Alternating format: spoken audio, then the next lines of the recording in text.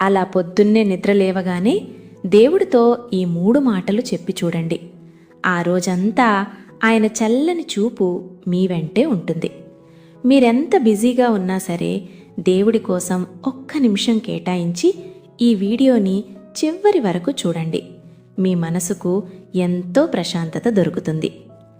మొదటిది, తండ్రి, నా జీవితాన్ని, నా పనుల్ని, ఈరోజు మొత్తాన్ని నీ చేతుల్లో పెడుతున్నానయ్యా. నేను వేసే ప్రతి అడుగు, మాట్లాడే ప్రతి మాట, తీసుకునే ప్రతి నిర్ణయం అన్నీ నీ కంట్రోల్లోనే ఉంచుకో. నా ఇష్టం కాదు ప్రభువా, నీ చిత్తమే జరగనివ్వు. రెండోది, నువ్వు తోడు లేకపోతే నేను శూన్యమని నాకు తెలుసయ్యా. నీ అద్భుతమైన ప్లాన్ ప్రకారం నా ఆలోచనల్ని, నా పనుల్ని నువ్వే దారి చూపించి నడిపించు. పొద్దున్నే లేచినప్పటినుంచి రాత్రి పడుకునే